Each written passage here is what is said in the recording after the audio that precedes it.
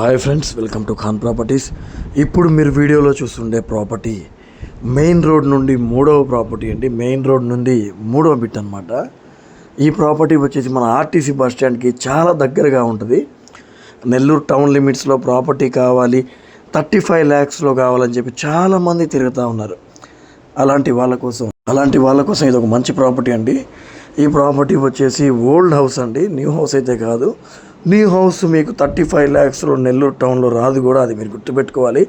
చాలామంది తెలుసో తెలియక మాకు ఫోన్లు చేసి, సార్ మాకు 35 లక్షల్లో ఇల్లు కావాలి, డబల్ బెడ్రూమ్ కావాలి, టౌన్లో కావాలంటారు. అది వచ్చేది లేదు, మీరు కొనేది లేదు, గుర్తుపెట్టుకోండి.